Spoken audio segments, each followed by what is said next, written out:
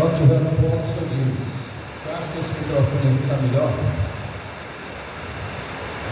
Oi, glória a Deus.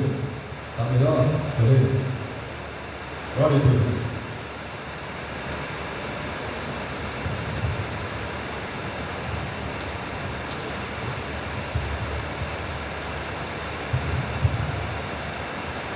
Glória a Deus.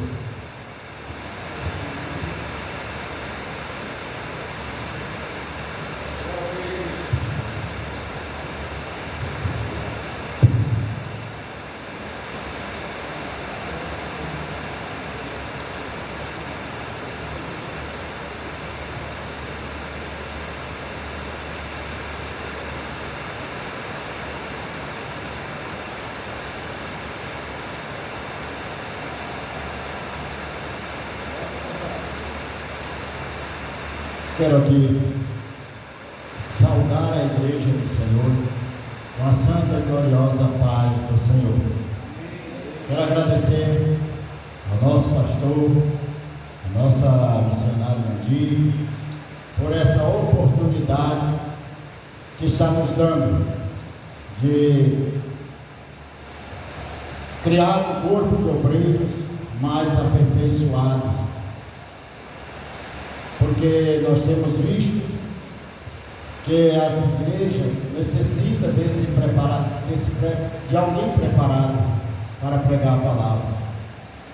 Essa preocupação também nós vemos que teve no passado, pelo apóstolo Paulo, quando recomendou aos obreiros do seu tempo que tivessem cuidado de serem os obreiros preparados. Até a passagem que o pastor leu foi justamente essa, que procurarmos apresentarmos diante de Deus como obreiros que não temos do que se envergonhar.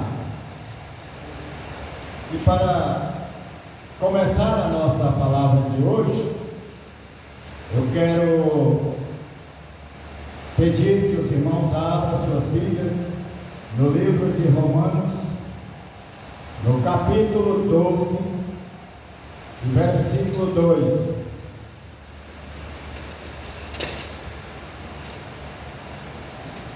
Que diz assim: E não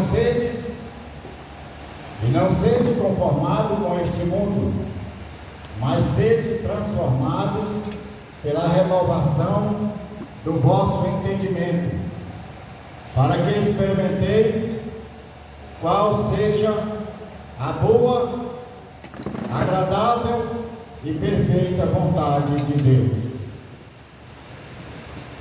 Trago para a nossa meditação apenas este versículo do capítulo 12, aonde a palavra do Senhor vem nos trazer um conselho: e não sede conformado com este mundo. Estudo sobre Romanos capítulo 12, versículo 2, explicação de o que realmente significa. E não vos conformeis com este mundo, mas transformai pela renovação do vosso entendimento, para que experimenteis qual seja a boa e agradável e perfeita vontade de Deus. O significado de Romanos 12, 2 é profundo. O apóstolo Paulo explica sobre princípios de romper com o pecado, manter nossa vida centrada em Cristo e buscar como também experimentar a boa, agradável e perfeita vontade de Deus. Não vos conformeis com este mundo. Este versículo começa com uma espécie de alerta. Não vos conformeis. Não se conformar significa não se acomodar com a situação, não se deixar levar por qualquer ideologia, resistir e se manter focado O apóstolo Paulo exorta os cristãos de Roma para não se esquecerem da morada no céu que teremos, como está lá em João 14:2. A vossa vida será muito melhor lá na terra, lá do que nesta terra. Mas o ênfase maior é: olhem para Cristo e sigam Ele em tudo.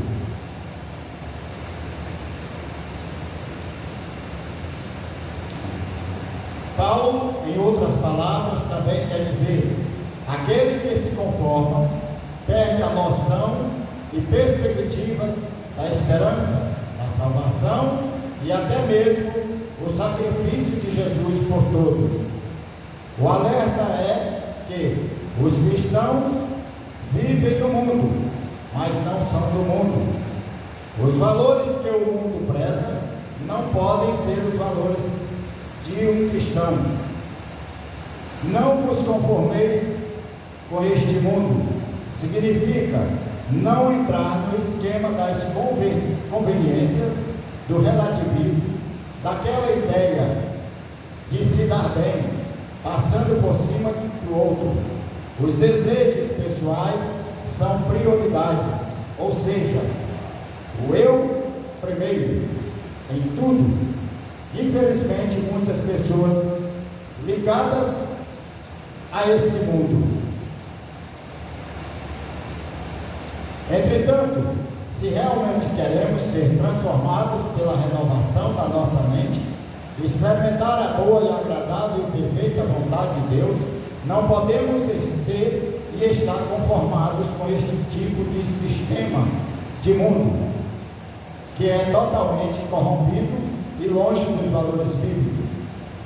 Há que ser luz do mundo, para mostrar às pessoas que não conhecem o Senhor, e a alegria que não se acaba, o exemplo de conduta de vida, seguindo os passos e ensinamentos de Cristo, e ser uma espécie de ponte entre Deus e o não crente.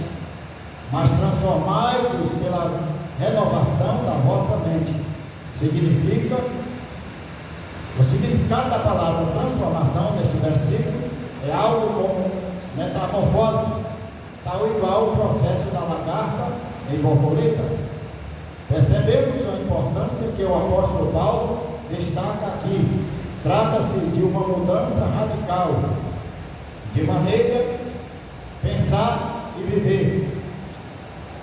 E para isso Paulo enfatiza que renovar a mente é o caminho para isso.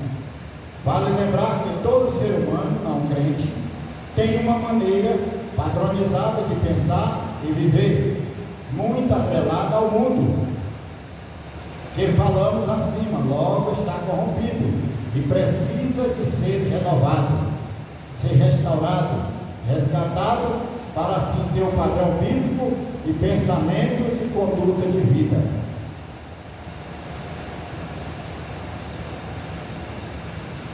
Renovação é fazer com que algo fique como novo, recomeçar, inserir novas coisas, voltar como era. Logo, renovação da vossa mente passa por Jesus, pelas Escrituras, e ao lermos e estudarmos constantemente, somos gradativamente transformados à imagem de Cristo. Portanto, nossa mente é um campo de batalha. Precisamos alimentá-la com a palavra de Deus, para assim conhecermos ao Pai, termos a mente de Cristo e não nos deixarmos influenciar por qualquer filosofia e teologia que ouvimos. Boa e agradável vontade de Deus. A ideia principal que o apóstolo Paulo destaca nesta parte do versículo é para que você possa provar, isto é, experimentar, explorar, averiguar a perfeita vontade de Deus. Uma mente renovada ou se renovando é fundamental para uma exploração com sucesso. A chave aqui é obediência. Sendo obediente ao Senhor, certamente vamos começar a entender e experimentar da vontade de nosso Deus. Há uma relação entre mente e coração que vale a pena refletirmos um pouco, como o coração do homem é enganoso. Está em Jeremias 17:9, pois pode estar preso nas modas e conduta do mundo. Então não é adequado para experimentar a boa, agradável e perfeita vontade de Deus, mas se o coração for renovado, assim como a mente, então está apto para conhecer e fazer a vontade do Senhor, pois este tipo de coração e mente é o que vai entender e provar a vontade de Deus. Que Deus continue nos abençoando, e eu agradeço a oportunidade que recebi nesta noite para falar um pouco da palavra de Deus. Amém.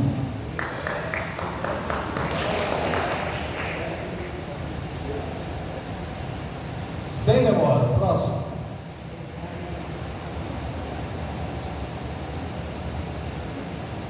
Boa noite, gostaria de cumprimentar a toda a amada igreja com a paz do Senhor Jesus, amém. É motivo de alegria estar aqui, é uma honra.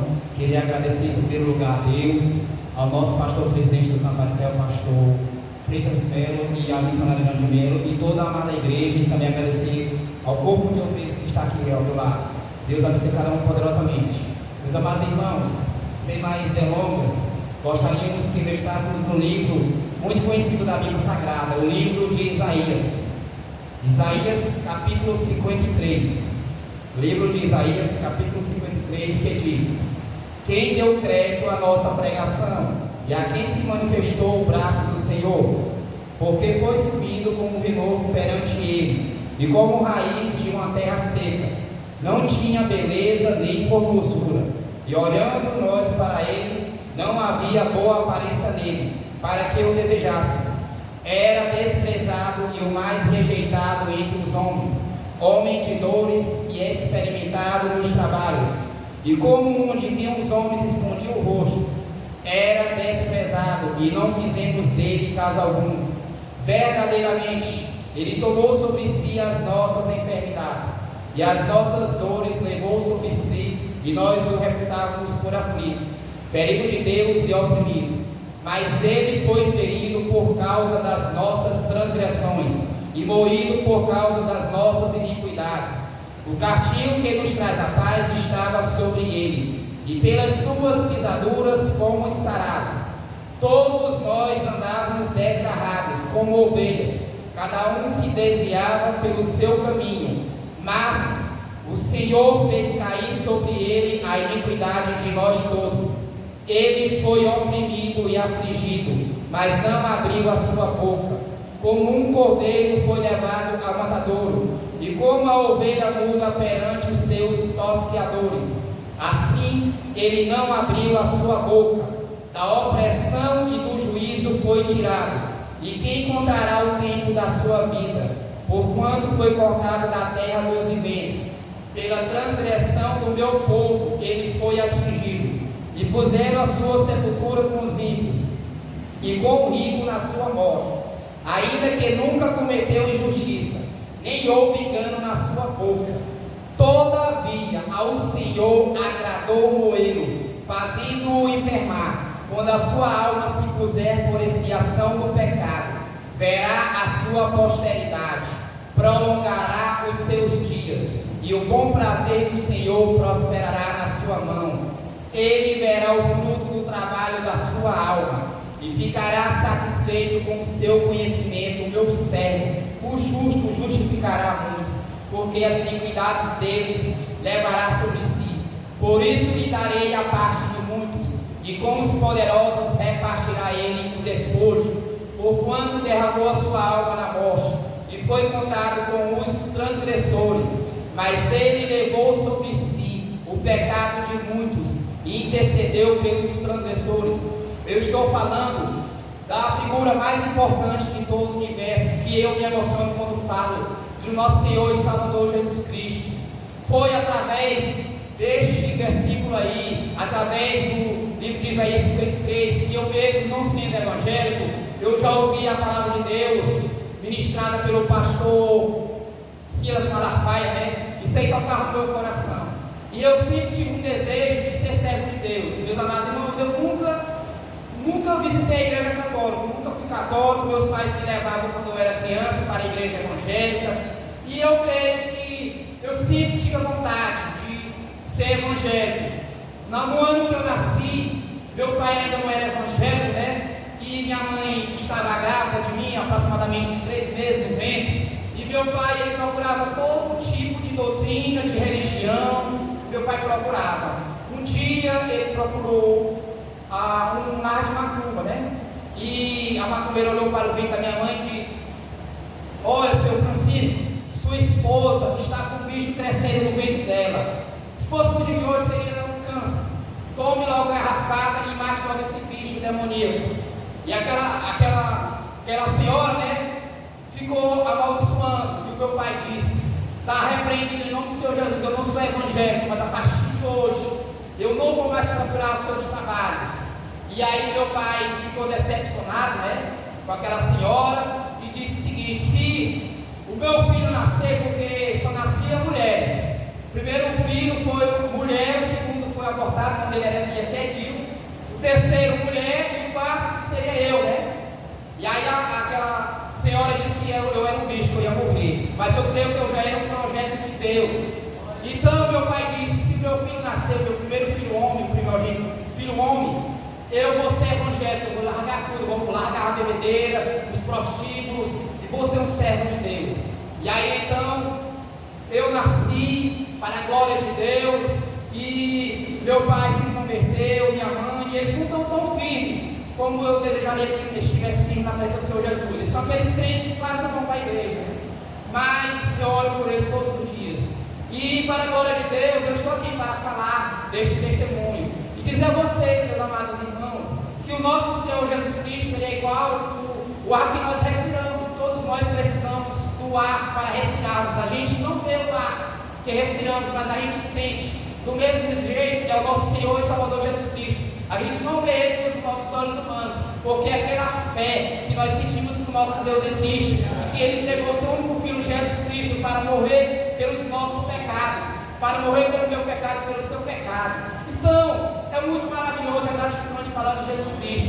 E eu quero dizer a vocês, meus amados irmãos, que eu me emociono. Eu, para a graça de Deus, Deus já me contemplou. Eu ser pai 2 vezes, não tenho uma alegria tão grande de ser pai, de passar na universidade. Eu fui contemplado em ser aprovado 2 vezes na Universidade Estadual, na Federal. Passei também no ir para a glória de Deus. Mas não tem um presente maior do que você ganhar a salvação. E a salvação, Jesus Cristo pagou na cruz do Calvário, derramando sangue vivo. Jesus Cristo derramou o seu sangue. Então Ele é merecedor de toda a nossa adoração. Muita gente tem adorado personagens aí na televisão, jornalistas, atores, cantores, até mesmo pessoas do mundo evangélico que adoraram. Mas a Bíblia diz que nós devemos adorar somente a um que cumpriu todos os mandamentos, que é Jesus Cristo, o autor e consumador da fé. Jesus Cristo, Ele morreu na cruz do Calvário. A palavra de Deus diz que não existe um sofrimento maior do que o sofrimento que nosso Senhor e Salvador Jesus Cristo sofreu. Mas mesmo assim, Ele sendo apregoado naquela cruz, o maior sofrimento de toda a humanidade, Ele não se irou contra ninguém. Mesmo Ele sendo traído por um dos 12 discípulos, por Judas Iscariotes, Ele foi traído, mas mesmo assim Ele o perdoou. Mas só que Judas Iscariotes nunca creu na salvação em Cristo Jesus. Judas Iscariotes, ele andava presencialmente com Jesus Cristo. Ele conviveu 3 anos pregando a palavra de Deus com Jesus Cristo. Ele pregava o Jesus Cristo real, o Jesus Cristo vivo, mas ele não cria na salvação. Ele não cria no Jesus que ele pregava. Como tem muitas pessoas aqui na igreja, infelizmente, que têm pregado a palavra de Deus, têm procurado fazer a obra de Deus, mas infelizmente, lamentavelmente, eu tenho a falar, que ainda não nasceram para Jesus Cristo, ainda não se converteram. Como está escrito no livro de João, capítulo 3, versículos 1 ao 7, que vos é necessário nascer de novo. O Nicodemos, ele era um grande pregador da palavra de Deus, ele era um grande religioso. Existe uma grande diferença, pastor Freitas, missionário de Melo, entre ser servo de Deus, entre ser adorador de Deus e religioso.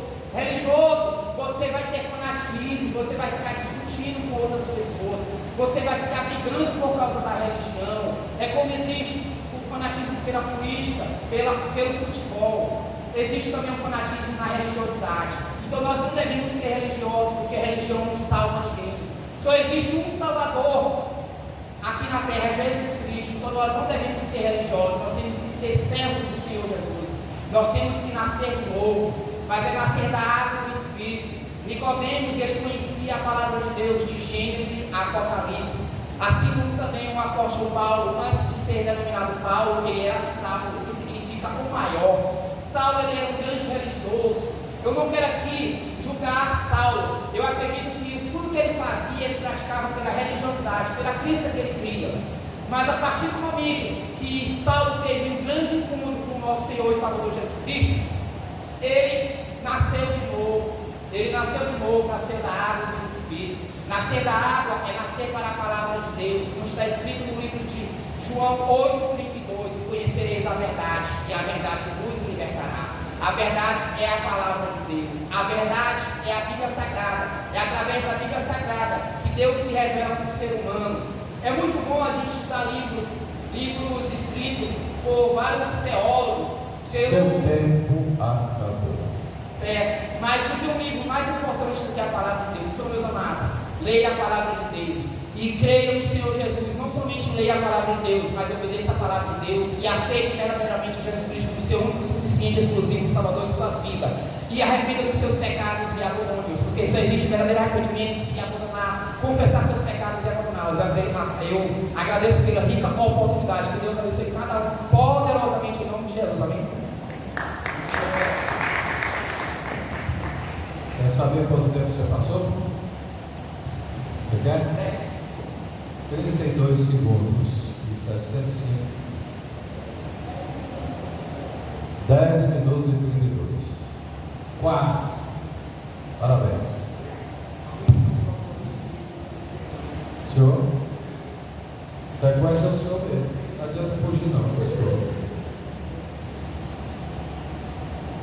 Meus irmãos, nós não vamos parar, viu? Nós vamos sequenciar até a hora de terminar um, é o outro, vai terminando o outro.